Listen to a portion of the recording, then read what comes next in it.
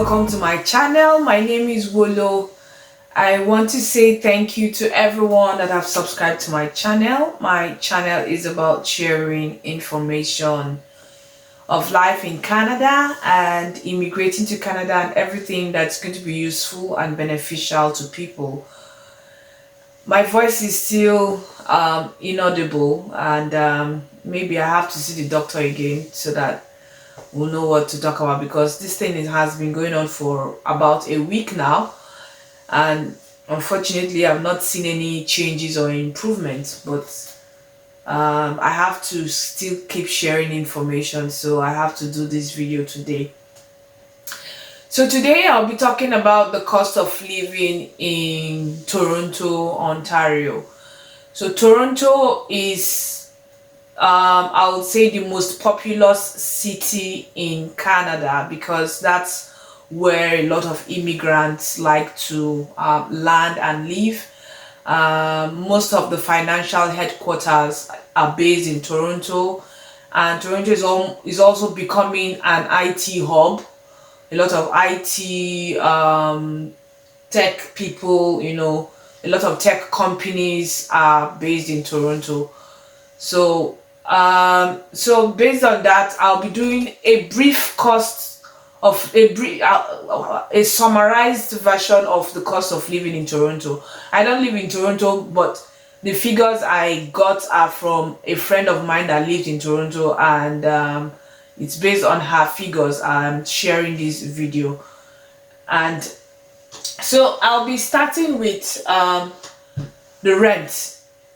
The cost of rent, a one-bedroom apartment in Toronto is $2,045, and the cost of a two-bedroom apartment in Toronto is $2,300, and then the cost of a three-bedroom apartment in Toronto is $3,477.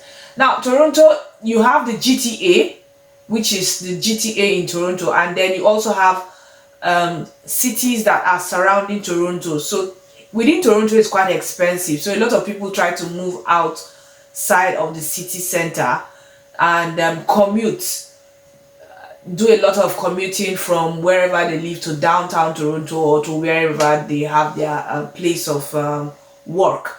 So there are a lot of communities or a lot of cities outside of the city center of Toronto, and you have places like Brampton, you have places like Hamilton, Guelph, Oakville, Oshawa,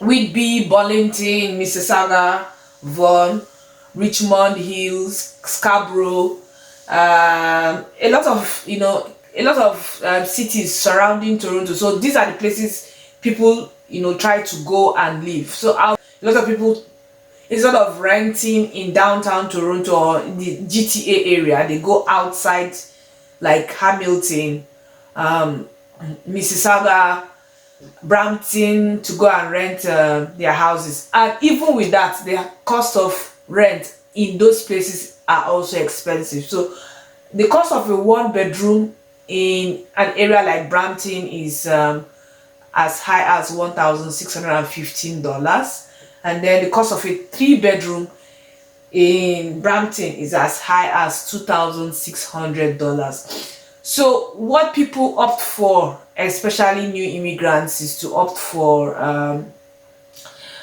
living in basements. And even with living in basements, you can find a basement for $1,200 or $1,300, in these cities that are close to the GTA area.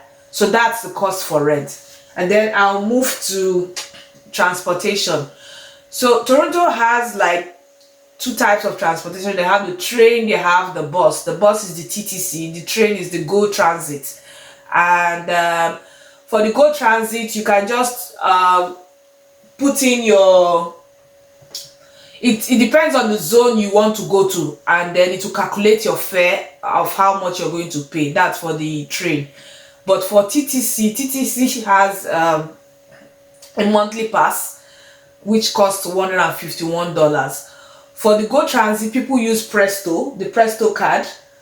So, excuse me, people use the Presto card, which gives a little bit of discount for the Go Transit. While for TTC, they have the monthly pass, which is $151. They also have the discounted yearly pass, but if by the time they remove discount, it goes down to $138 per month. And then for children who are under 12, they don't pay transport, but as from 12 and above, they pay for their transport fare. And then university students, they also have their own fare, which is about $122 plus 45 cents. So they also have taxis and Uber and all this form of transportation. And for taxis, the taxi price is set at $4. $4, yes, it's set at $4. That's immediately you enter the car. The way taxis work in Canada is there's a fixed price that is already set. So the moment you enter the car, it's already at $4. And then for each kilometer, they charge per kilometer. For each kilometer that the taxi goes in Toronto, they charge $1.75. So if you're moving on a 20 kilometer, if you're going to a place that is going to be like 20 kilometer distance, the moment you enter the car, is already set at $4. And then for that 20 kilometers, you calculate it by 1.75. That's $1.75 to give you an idea of how much you're going to spend. And if you spend so much time in traffic as well, it bumps up the cost of transportation for taxis. So that's what I have to say for taxis.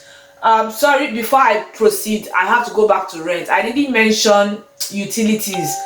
So utilities have heating, and one can budget like $154 for utilities, or $154 to $200 for utilities. So then, sorry, I'll move to daycare. The cost of daycare is $1,500. That's the average cost. I think I'll be doing a different topic, a different video for daycare, because it's a very broad topic, and I have to do a separate video for it. So the average cost for daycare in Toronto is about $1,500, $2,000. You know, for private daycare centers, it's more expensive. Then for the unlicensed ones, it's cheaper. Then internet providers, because Ontario is a very big province with so many people that it's popular. The population is much. Ontario has a lot of options for internet service providers compared to Manitoba. So you have internet service providers like Ultima, Distributel, Velcom, Alcanac, and Beamfield, Costro, Bell, Fiberstream. You know, you have a lot of these options, internet service providers, home internet service providers, and you can get from like $30 to $50 to $100 per month for internet in your home.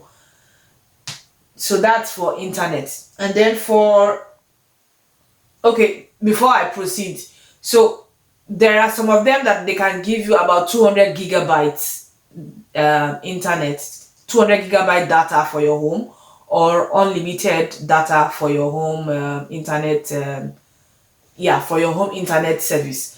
For us in Manitoba, or for me in Manitoba, what I have for my internet is 150 gig data in a month, because I use Shaw. So that's what I get for internet in Manitoba. For Toronto, you can get it cheaper, and you can get like 250 gig or unlimited, depending on what you want. And then for telephone is universal. It cuts across all Canada. You have the big four telephone service providers like Rogers, Bell, Telus, Fido. You know, you have these big four companies, and then you have the smaller ones. So in Toronto, because of the population, they also have good number of smaller ones in Toronto. And what I hear is what my friend told me is a lot of people, or some people, new immigrants, tend to use Wind Mobile because it's kind of cheaper in terms of unlimited call, unlimited text, Canada wide, and data in their phone. So the phone service in Canada, it's not like in Nigeria where you do pay and go. In Canada, some you have pay and go, but you are pay as you go, rather, not pay and go, pay as you go. While in Canada, you have the option of choosing the number of minutes you want in a month.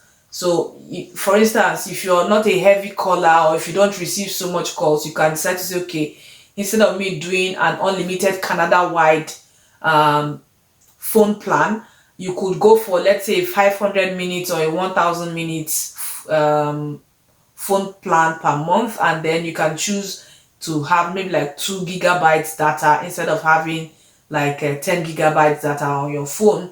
That could, help you reduce cost of phone bills. So that's it. So for Wind Mobile, for unlimited Canada wide call, or everywhere you go Canada wide call and text messages, and then for a 10 gigabyte data, you can get it for $60 per month for Wind Mobile. Unfortunately, we don't have Wind Mobile in Manitoba, but we have Chat and some other smaller ones like Lucky, and there are so many smaller telephone service providers. So that's for telephone. And if you decide for your phone to come with a if you decide for your plan to come with a smartphone, it could go higher, especially if you're using any of these top four companies like Rogers. If you're using Rogers, you might be paying like $95 or $100 for a smart. It covers a smartphone, which is $0. The cost of the smartphone is zero. They just want you to sign a contract with them, like I said before. When I did the cost of living for Winnipeg, you can sign a contract, a 2 years contract. You get a new smartphone, either an iPhone or a Samsung or whatever. You sign a 2 years contract with them, and it's the cost of the phone is zero, but you have to be paying for unlimited. Well, depending on what you want, you can pay for unlimited calling Canada wide, unlimited text messages, and maybe a 5 gigabyte data, or 10 gigabytes data, or 9 gigabyte data, and it can cost you as much as $95 per month or $100 per month. So that's it for telephone. And that's it for telephone. So for groceries is almost the same thing. Food prices, I would say food prices are not so expensive because the population is much in Toronto. So you have a lot of stores. You have a lot of African stores, Asian stores. You have Superstore. You have Walmart. You have Sobeys. You have No Frills. You have all these options available in Toronto compared to smaller places like Manitoba. So the cost of food depends on how you eat. If you eat so much, you can spend so much. So for an average family, you can spend as much as, let's say, $600 per month or $700 per month for groceries in Toronto. And please remember, this is about Toronto, the Toronto area, not about. I didn't talk about the cost of rent in Hamilton or Brampton or these other places, but I think I mentioned Brampton. Yeah. So I just used one figure to say, okay, for outside the city center of Toronto, this is the cost of rent. I hope I've been able to summarize what it is like. So anybody who is planning to land in Toronto, the person should plan towards these things. Like, if you know you want to live in Toronto, downtown Toronto, or the GTA area, you'll be spending so much money for rent. You'll be spending so much money. But if you live outside the GTA area, you won't be spending as much money as you will spend when you live in the GTA area. But Ontario is expensive.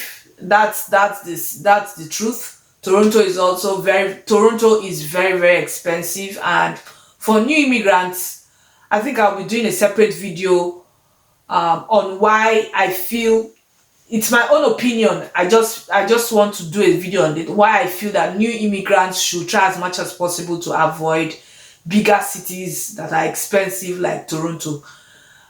Thank you so much for watching, and I hope that this information is useful to you. And stay blessed. Bye bye.